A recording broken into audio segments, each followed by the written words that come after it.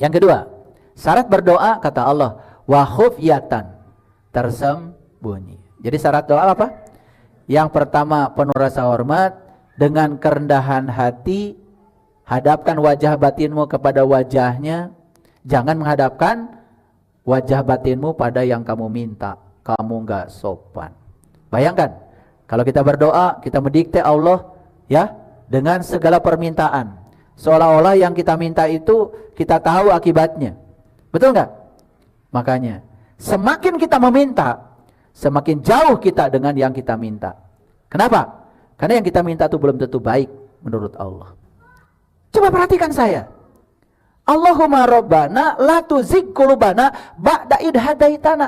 Itu doa hanya untuk orang yang kalbunya sudah terbuka, sudah dapat petunjuk. Boleh doa itu. Lah kamu yang belum terbuka, masih tertutup. Ngapain lagi ikut-ikutan pakai rabbana? Doa yang benar itu ternyata kata Quran harus tersembunyi. Nah ini kan kita bingung. Kalau tersembunyi itu berarti kelihatan apa tidak? Kelihatan. Tidak kelihatan. Tidak kelihatan tetapi dahsyat. Gimana caranya?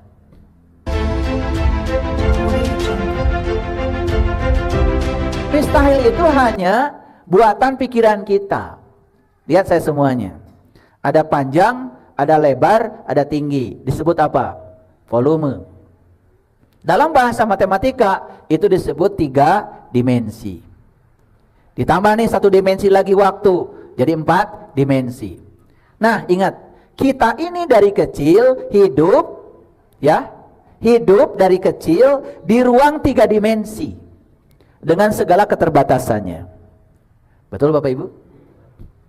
Kenapa kita sekarang mengatakan itu mustahil, itu gak mungkin? Sebetulnya itu adalah batasan yang pernah diciptakan oleh lingkungan kepada kita. Makanya tempat yang paling berbahaya untuk kelahiran manusia adalah lingkungan di mana dia dilahirkan. Anak kecil yang diajarkan oleh ibu bapaknya berkali-kali, nah jangan jajan, cari uang tuh susah. Itulah 3 dimensi. Ada dinding yang membatasi dia. Lalu dia punya identitas. Dia punya program di otaknya. Kalau cari uang itu susah. Sudah gede pun orang tua ngomong lagi, ya. Sekarang ini zaman sudah susah. Cari pekerjaan susah. Anak disuruh cari kerjaan tapi orang tua ngobrolnya selalu kerjaan itu susah. Ini orang tua macam apa? Sudah itu diajarkan doa-doa yang gak jelas. Supaya kamu dapat pekerjaan yang cepat, udah baca aja ya, Al-Wasi. Allah Maha Luas. Tapi otaknya sudah dikebiri oleh pikirannya. Pekerjaan susah. Betul gak? Ini hati-hati Bapak Ibu ya. Bensin naik, gak usah dipikirin. Yang penting bisa kebeli, kan itu yang penting. Nah kita tiap hari bicara bensin naik, harga-harga naik.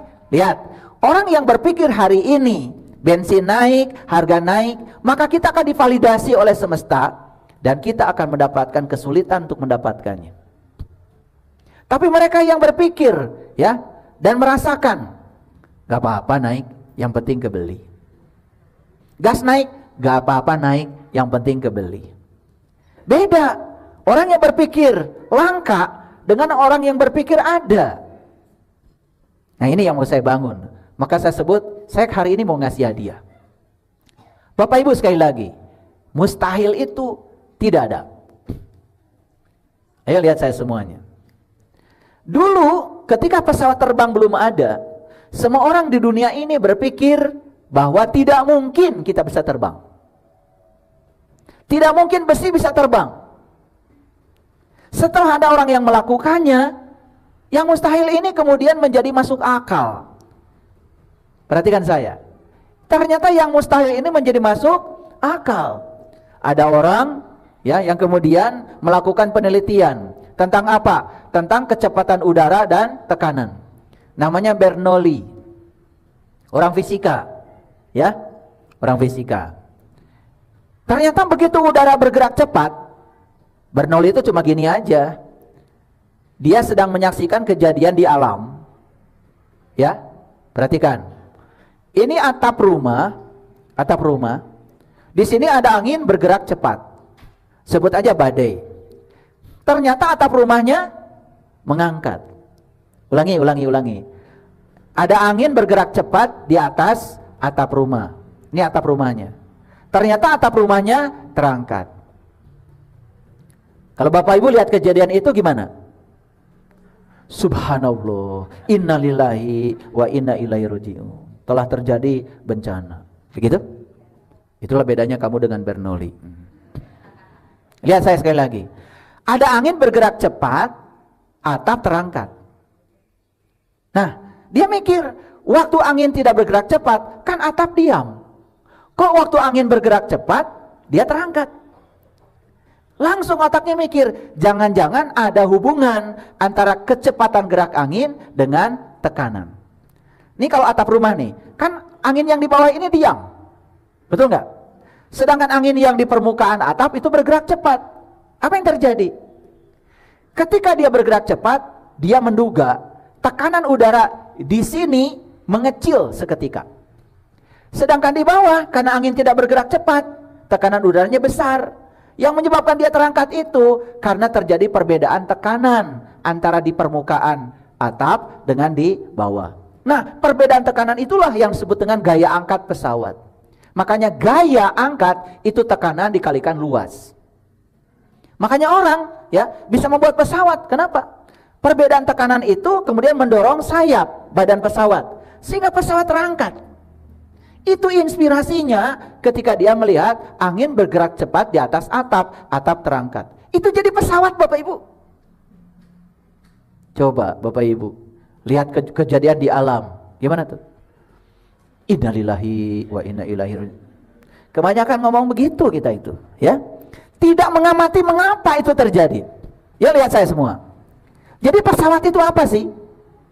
Pesawat itu hanya dibuat sedemikian sehingga ya di atas permukaan pesawat kecepatan pesawat besar, kecepatan angin besar sekali, di bawahnya kecepatan anginnya diam. Akibatnya apa? Di atas pesawat tekanan udara kecil sekali. Di bawah pesawat tekanan udara besar sekali. Jadi sebetulnya yang membuat pesawat terangkat bukan mesin pesawat, tetapi perbedaan tekanan. Jadi sebenarnya kekuatan alam ini. Jadi Bernoulli itu sedang melihat bahwa di ruang kosong ini ada udara yang bertekanan tinggi. Diukur pakai barometer. Apa yang terjadi? Untuk setiap 1 meter persegi udara itu terdapat gaya sebesar 100.000 Newton. Di sini Bapak Ibu, di sini. Nah, itulah bedanya antara orang yang dalam memahami sesuatu dengan yang dangkal. Jadi kalau Bapak Ibu atapnya terangkat, paling juga mengeluh kan, betul nggak? Gitu, atau minta sumbangan. Dari situ kemudian terciptalah pesawat. Yuk lihat saya semuanya. Dulu pada waktu itu orang tidak mengira kalau besi bisa terbang, bahkan bisa membawa orang, bahkan bisa membawa koper, bahkan bisa bawa air zam-zam berliter-liter dari Mekah. Itu air di jerigen bisa terbang. Betul? Ya Bapak Ibu yang penting bisa duduk ya. Duduk setelah itu kemudian tidur. Betul nggak? Pesawat terbang kayak apa udah nggak ada pikiran. Betul nggak? Ya. Begitu diumumkan, Bapak Ibu, di atas Bapak Ibu ada kantung udara. Nanti pesawat akan terbang tinggi di ketinggian 72.000 kaki. Jika tabung oksigen itu turun, maka segera dikenakan. Bapak Ibu makan gak mikir, kenapa di tempat yang tinggi itu tekanan udara kecil? Dan kenapa di tempat yang tinggi dekat dengan matahari malah suhu udara kecil? Kalau kita terbang naik pesawat, ya umroh, haji, coba lihat itu, ya di luar itu suhu udara itu sampai min sekian ratus derajat Celcius, negatif. Padahal dekat ya dengan matahari. Pernah bertanya? Alhamdulillah ya. Pokoknya aman lah Bapak Ibu, yang penting naik pesawat, kemudian tidur, nyampe di sana ada real, bisa jalan-jalan ke pasar dan belanja. Kan itu lah, betul nggak? Udah, nggak usah banyak pikiran.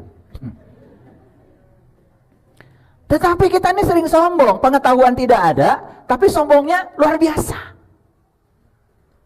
Betul apa tidak?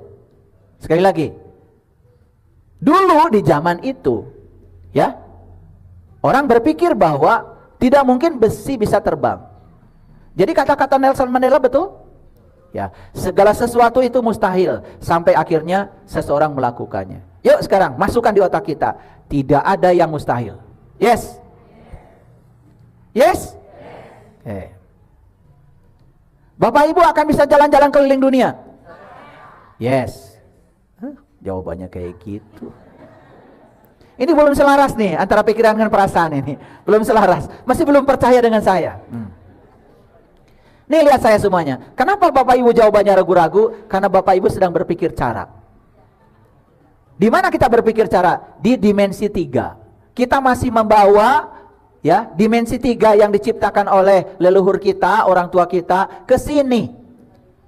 Bayangkan ya, Bapak Ibu ingin berkelimpahan, tapi masih tidak percaya. Lalu setelah itu nyalahin Allah. Ada orang yang bermasalah dalam spiritual, ada orang yang bermasalah dalam finansial. Betul nggak? Lihat saya semuanya. Masalah besarnya malah di sini. Ya, proses penciptaan kita belum selesai. Bapak Ibu masih tinggal di dimensi 3. Makanya sekarang saya akan ajak hijrah. Yuk kita masuki dimensi kelima. Jadi kalau kita tinggal di dimensi 3, itulah yang akan didapat. Masuklah dimensi 5. Ya, dimensi 5. Apa yang terjadi di dimensi 5? Itu yang akan saya jelaskan dulu sebelum nanti kita akan meditasi. Yuk kita lihat dulu ayat ini. Ya, saya mau bicara mekanika kuantum. Saya bicara fisika kuantum, tapi dalam bahasa yang sederhana. Yang bisa diaplikasikan oleh orang yang lulusan SD. Nggak usah khawatir, tenang aja.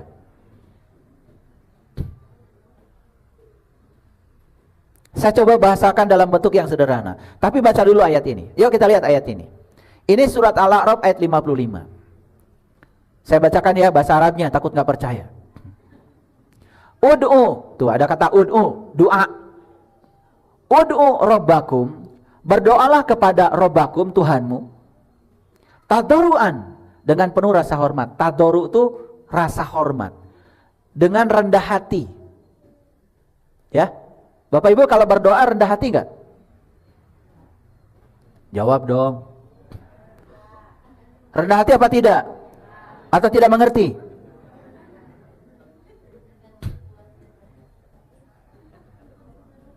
Rendah hati itu alias gak sombong.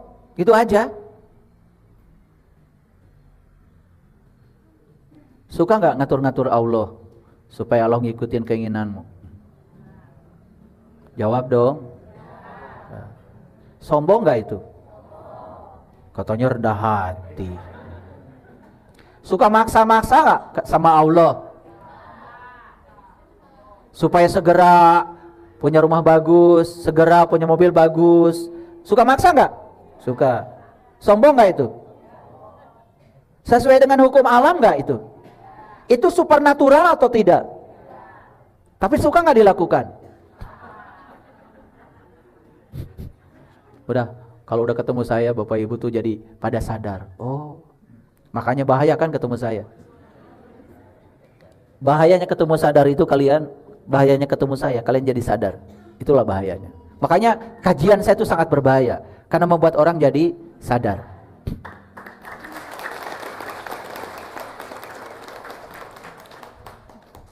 Jadi syarat pertama doa harus apa?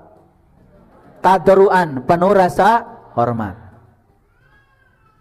Ya, perhatikan saya. Pinjam ya Pak ya? Sopan gak saya? Gak sopan. Harusnya gimana? Mohon izin Pak. Itu tasnya kepake gak Pak? Saya berhadapan dulu wajahnya dengan Bapak siapa namanya? Pak Elan. Pak Elan mohon maaf. Nih berhadapan wajah dulu saya dengan Pak Elan. Betul gak?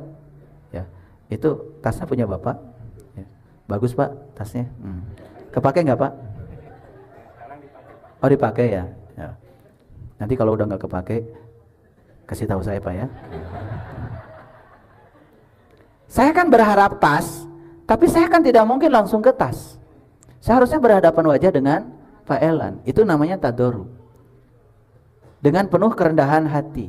Kalau tadi kan saya langsung pinjam Pak. Nah kita tuh pada Allah begitu. Pengen rezeki langsung rezeki. Pengen uang langsung uang. Pernah nggak kita menghadapkan wajah kita dulu kepada Allah? Enggak, karena belum tahu. Betul ya? Makanya beruntung yang sudah bisa menghadapkan wajahnya pada Allah. Bahkan Allah bilang, walillahil masyriqi wal maghrib fa aina matu'alu fasama wajhullah. Mereka yang sudah sadar, kemanapun kamu malingkan wajah, di situ kamu akan mendapati wajahnya Allah. La ilaha illallah. Tidak ada yang selain Dia. Wal awalu wal akhiru wal dhahiru wal batin. Yang awal Dia, yang akhir Dia, yang zahir Dia, yang batin Dia. Saya tidak melihat yang lain di sini kecuali melihat Dia. Bahkan yang saya perhatikan pada diri-diri Bapak Ibu, bukan Bapak Ibu. Saya sedang melihat Dia di sini semua. Karena apa? Karena saya tahu ini semua adalah manifestasi dari dirinya sendiri. Tuhan sedang bermanifestasi. Karena saya bisa melihat Dia di mana-mana, maka saya tidak bisa berbohong. Saya tidak berkhianat. Saya tidak bisa menyakiti. Yang ada di sini adalah saya ingin menyampaikan welas asih. Coba Bapak Ibu. Di titik itulah tauhid kita itu jadi kenyataan hidup. Yang kedua, syarat berdoa kata Allah, wa khufyatan, tersembunyi. Jadi syarat doa apa? Yang pertama penuh rasa hormat, dengan kerendahan hati, hadapkan wajah batinmu kepada wajahnya. Jangan menghadapkan wajah batinmu pada yang kamu minta. Kamu enggak sopan. Bayangkan, kalau kita berdoa, kita mendikte Allah ya dengan segala permintaan. Seolah-olah yang kita minta itu kita tahu akibatnya. Betul enggak? Makanya, semakin kita meminta, semakin jauh kita dengan yang kita minta. Kenapa? Karena yang kita minta itu belum tentu baik menurut Allah. Bahkan bisa jadi yang datang dalam kehidupan kita justru yang kita tidak suka. Maka Allah bilang, boleh jadi kamu tidak menyukai sesuatu, padahal itu amat baik bagi kamu. Boleh jadi kamu menyukai sesuatu, padahal itu amat buruk bagi kamu. Jujur Bapak Ibu, kalau Bapak Ibu berdoa, apa ya kata-kata yang disampaikan? Pasti permintaan terhadap yang disebut baik menurut ego kita. Jarang orang berdoa, terserah Engkau ya Allah, Engkau lah yang paling tahu yang terbaik bagi aku. Jarang. Dan yang kedua, syarat berdoa harus apa? Tersembunyi. Perhatikan saya. Di satu sisi kita harus berdoa, di sisi lain harus tersembunyi. Hobi itu aja tersembunyi. Ayo Bapak Ibu. Bapak Ibu selama berdoa, memenuhi enggak kedua syarat ini? Sudah doanya keras-keras, pakai speaker. Betul enggak?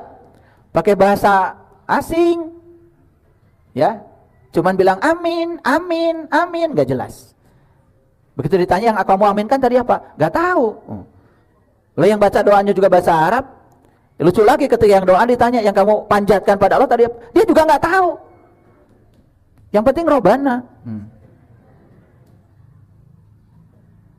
Saya bukan anti Robana ya. Cuman kalau gak ngerti ya buat apa? Coba ada di Quran itu, Allahumma Rabbana la tuzigh qulubana ba'da id hadaitana. Ntar dulu.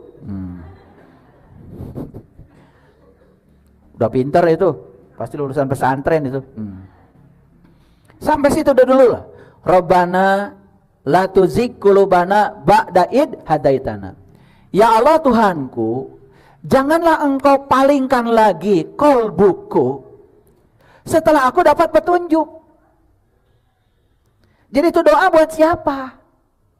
Buat orang yang kolbunya sudah dapat petunjuk. Lah kamu baca. Kata Allah, kapan kamu dapat petunjuk? Itu kolbumu masih buta. Belum bisa melihat. Coba perhatikan saya. Allahumma Rabbana la tuzigh qulubana ba'da id hadaitana. Itu doa hanya untuk orang yang kolbunya sudah terbuka, sudah dapat petunjuk. Boleh doa itu. Lah kamu yang belum terbuka, masih tertutup. Ngapain lagi ikut-ikutan pakai Rabbana? Yang penting amin, betul enggak? Akibatnya apa? Akibatnya kita nggak ngerti. Doa itu harus hobi tersembunyi. Lihat saya semua, Bapak Ibu. Doa yang benar itu ternyata kata Quran harus tersembunyi. Nah ini kan kita bingung. Kalau tersembunyi itu berarti kelihatan apa tidak? Kelihatan.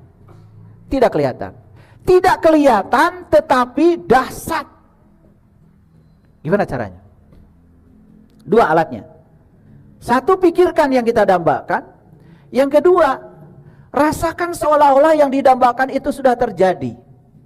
Itulah yang disebut dengan melompati dimensi 3. Melompati dimensi 3 itu artinya kita bersyukur terhadap yang kita dambakan, walaupun realitas di dimensi 3 tidak seperti itu.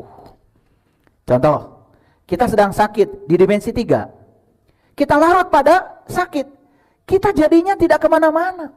Tapi kita punya alat di sini, pikiran dan perasaan.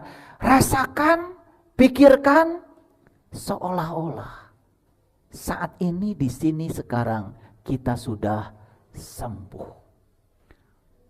Bahkan kita merasakan kesembuhan itu sudah ada di sini. Itulah yang dikatakan wakhufyatan, tersembunyi. Bapak Ibu, bertahun-tahun ayat ini tidak ada yang paham. Baru setelah ada Jude Spencer, David Hawkins, Thich Nhat Hanh, Deepak Chopra, orang-orang yang menginspirasi. Oh ternyata doa yang sebenarnya adalah frekuensi, vibrasi, energi. Tidak kelihatan, tapi itu punya kekuatan membangun proyeksi. Lihat saya sekarang, Bapak Ibu. Kalau saya mengetik di sana, bisa nggak saya ngetik di layar? Nggak bisa. Di mana saya harus mengetik? Di sini. Ini dimensi 5, itu dimensi 3. Saya tidak bisa melakukan upaya apapun di dimensi 3. Kenapa? Dimensi 3 ini hanya realitas dari dimensi 5. Dimensi 3 ini hanya proyeksi dari dimensi 3. Jadi sebetulnya menjadi manusia yang supernatural itu menjadi manusia yang bisa melompati dimensi 3, memasuki dimensi 5. Di situ kekuatan kita. Oke, saya kasih contoh. Pernah nonton di bioskop? Acungkan yang pernah ke bioskop. Banyak yang belum ke bioskop. Lihat saya semuanya. Kita nonton di bioskop, perhatikan. Dari mulai pembukaan. Betul nggak? Biasa, ada jalur ceritanya, betul? Nah, kita ini kan penasaran, ini akhirnya seperti apa? Jadi kalau di bioskop, film itu ada sekuen. Betul? Nah itulah waktu yang kita pahami dari dimensi keempat. Seolah-olah waktu itu berjalan lurus. Seolah waktu itu ada kemarin, ada sekarang, ada besok. Sehingga kita nonton film jadi penasaran. Seolah-olah ya, itu belum terjadi bagi kita nih. Padahal si sutradara itu sedang ketahuan mentertawakan kita. Lah filmnya udah jadi. Betul nggak? Yang punya lakon sudah ada nggak di film itu? Betul nggak? Yang akan pura-pura nanti terbunuh udah ada nggak? Sudah ada di otaknya sutradara. Nah, saya umpamakan si sutradara ini sudah selesai bikin film. Itulah dimensi kelima. Diri Bapak Ibu yang kaya, yang spiritualis, yang bijaksana sudah ada. Tapi kita masih ada di dimensi 3, seolah-olah akan terjadinya nanti. Makanya dalam dimensi 3, dalam dimensi 5, orang-orang fisika kuantum mengatakan tidak ada sekuen waktu. Masa lalu, masa depan sudah ditarik menjadi di sini, saat ini, sekarang. Itu yang dikatakan oleh orang fisika, waktu di dimensi 5 itu melengkung, alias tidak linear. Jadi waktu bukan garis lurus, waktu itu melengkung. Artinya apa? Kalau melengkung itu artinya ya bisa kan ini bisa dilengkungkan begini. Artinya masa lalu, masa depan itu bisa dipertemukan di sini, saat ini, sekarang. Makanya orang yang sudah berkesadaran tidak pernah berpikir hari esok. Dia berpikir di sini, saat ini, seperti ini, sekarang. Itulah yang dia pancarkan dari sini. Alam semesta tidak mengerti kata-kata kita. Alam semesta hanya mengerti getaran frekuensi dari kita. Itulah yang dikatakan wakhufyatan. Yes? Oke. Pernah baca ayat ini? Pernah ya? Pernah kayak bahasa Arab? Ud'u rabbakum tadarru'an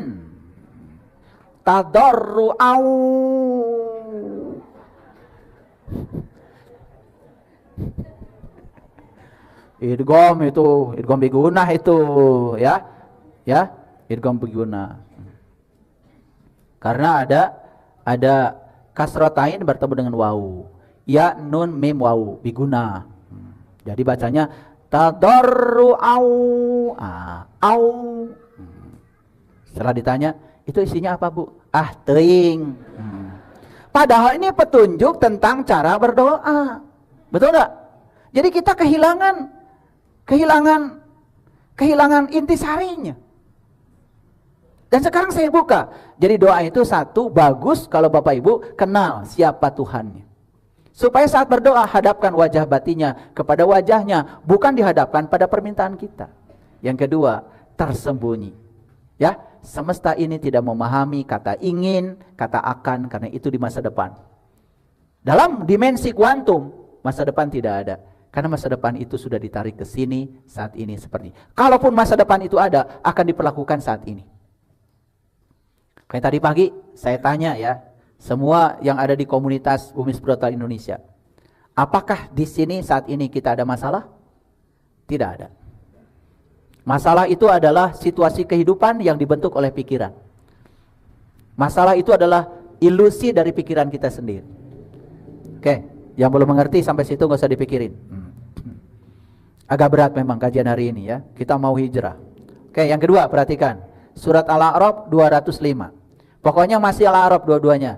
Tadi Al-A'raf 55, sekarang Al-A'raf 205. Ya, nanti sampai di rumah Bapak Ibu baca ayat ini. Tapi satu pesan saya. Semua terjemahan Al-Quran kalau mengatakan zikir itu diterjemahkan menyebut. Padahal zikir itu aslinya bahasa Arab artinya mengingat. Tolong ya, kalau ada terjemahan menyebut itu kurang tepat. Karena zikir itu artinya mengingat. Dan mengingat itu tidak ada suaranya Bapak Ibu.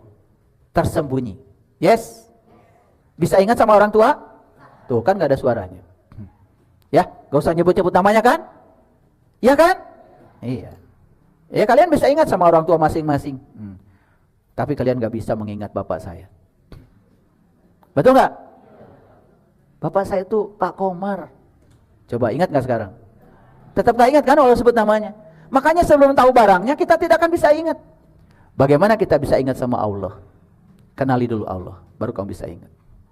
Maka di Quran dikatakan, fa iza afattu min Arafah fazkurullah. Sebelum kamu ingat kepada Allah, kamu harus ke Arafah dulu. Arafah bukan di Mekah. Arafah bahasa Arab, artinya mengenal. Sebelum kamu mengingat Allah, kenali dulu Allah. Gitu. Kata siapa itu? Kata Quran, surat Al-Baqarah 198. Fa iza afattu min Arafah fazkurullah indal masy'aril haram. Wazkuruhu kama hadakum. Ingatlah Allah sebagaimana yang ditunjukkannya kepada kamu. Jadi kita itu hanya akan bisa mengingat kalau beliau sudah bertajali, menunjukkan dirinya kepada kita. Kalau kita belum bisa bertajali, Allahnya belum bertajali pada kita, apa yang bisa kita ingat? Kosong molongpong. Akhirnya ya, itulah orang yang sesat. Makanya di Quran surat Al-Baqarah ayat 198 dikatakan, wa in kuntum min qablihi laminad dhalin.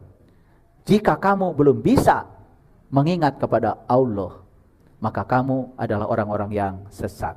Quran surat Al-Baqarah ayat 198. Jadi bukan yang bisa ingat sama Allah yang sesat, yang gak bisa ingat yang sesat. Ini ketukar.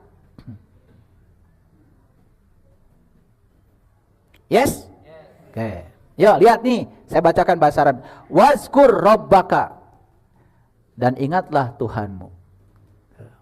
Nah, banyak terjemahan ya, sebutlah nama Tuhanmu. Lah dari dulu kalian udah nyebut-nyebut.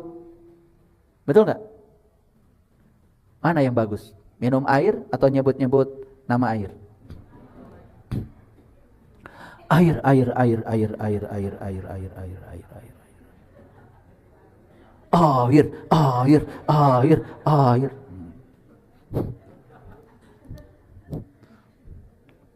Yang benar tuh gini, lihat saya.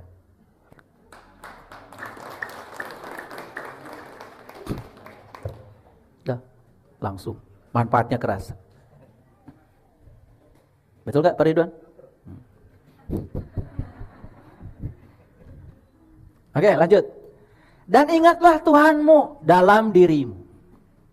Jadi mengingat Tuhan itu di dalam diri. Siapa yang bisa mengingat? Yang sudah tahu dan kenal. Yang sudah wukuf di Arafah yang sebenarnya. Bukan yang di Mekah. Itu yang di sana diberi nama Arafah. Ya oleh orang Arab, bukan oleh Allah. Masa Allah ngasih nama? Ini Cimahi, kata Allah. Ini Sariwangi. Ini Mekah, ini Madinah. Siapa yang ngasih nama itu? Emang Allah? Allah nggak ngurusi yang kayak gitu, ngurusi galaksi aja sibuk. Betul apa ngomongan saya? Ini daerah ini bagus kata Allah kalau diberi nama Garut.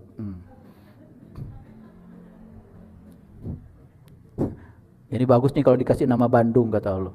Allah nggak kenal Bandung, Garut nggak kenal. Benar nggak omongan saya? Siapa yang ngasih nama semua itu? Ini yang ngasih nama Masjid Miskatul Anwar siapa? Saya. Nggak dikasih nama juga nggak apa-apa. Betul nggak? Iya. Nah ini saya beri nama masjid, yang itu saya beri nama rumah. Siapa yang membedakan?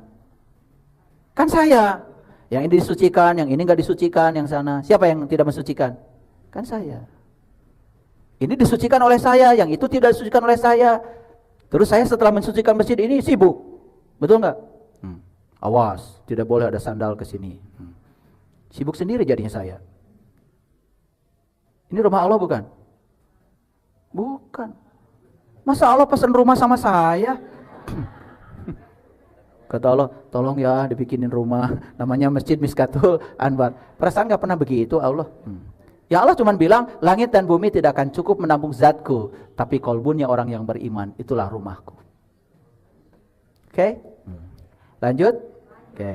Dan ingatlah Tuhanmu dalam dirimu dengan penuh rasa hormat dan tersembunyi. Diulang lagi 2 kali. Wazkur rabbaka fi nafsika tadarruan wa khifatan. Dan dengan tidak mengeraskan suara. Jadi berdoa itu ternyata tidak boleh pakai suara, Bapak Ibu. Berarti kalau tidak mengeraskan suara apa itu? Getaran, vibrasi, frekuensi. Saya bingung ya, ayatnya di Islam, tapi yang bicara ini benar itu Jude Spansa. Dalam buku judulnya Becoming Supernatural. Pernah baca buku itu? Tahu judulnya aja baru sekarang. Di waktu pagi dan petang. Dan janganlah kamu termasuk orang-orang yang lalai. Udah, ayatnya itu aja. Oke, sudah siap? Oke. Sekarang saya akan bawa Bapak Ibu melampaui dimensi 3. Memasuki dimensi 5. Sudah siap? Oke. Silakan duduk yang bagus. Duduk yang bagus, ya. Harus penuh rasa hormat, ya. Tadarruan wa khufyatan. Ya. Mereka yang belum bisa kenal jati dirinya enggak apa-apa. Fokus aja pada sang hidup, yaitu nafas. Ya. Yuk, tegakkan badannya. Tegakkan badannya. Tegakkan lehernya. Tegakkan pinggangnya, tegakkan punggungnya. Pejamkan matamu. Sekarang mulailah berani untuk meninggalkan semua yang kamu pernah saksikan di dimensi 3. Karena semua yang sudah disaksikan di dimensi 3 itulah yang telah membatasi dirimu. Sekarang masukilah dimensi energi, dimensi kuantum, medan kuantum tanpa batas, medan penciptaan. Dan disitulah kamu bisa menciptakan diri kamu yang baru. Jika kamu masih merasa diri kamu sebagai siapa, sekarang lepaskan. Itu dari dimensi lama. Saya adalah PNS, gajinya sekian, lepaskan. Saya adalah buruh, gajinya sekian, lepaskan. Saya adalah pengusaha, penghasilannya sekian, lepaskan. Kamu bisa mendapati sesuatu jauh melampaui semua itu. Oleh karena itu, ihramkan. Pesan saya sebelum memulai meditasi ini, mari kita sucikan diri kita. Sucikan diri kita. Ingat, dulu saat kalian datang ke dunia ini tidak tahu apa-apa, tidak bisa apa-apa, tidak punya apa-apa, dan bukan siapa-siapa. Dan setelah kalian datang di semesta ini, perlahan berjalannya waktu, menjadi punya apa-apa, menjadi bisa apa-apa, menjadi tahu apa-apa. Bahkan yang lebih berbahaya, kamu hari ini merasa kamu sebagai siapa. Yuk sekarang lepaskan semua identitas itu. Ingat, kamu lebih hebat daripada yang kamu pikirkan saat ini. Diri kamu bukanlah bagian dari semesta, tapi dirimu adalah semesta itu sendiri.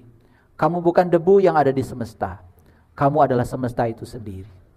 Kamu bukanlah diri yang terpisah dari semesta, kamu adalah manifestasi dari semesta itu sendiri.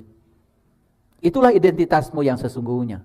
Cuman selama ini identitas itu sudah terbelenggu oleh dimensi 3. Kita akan masuk di dimensi yang kelima.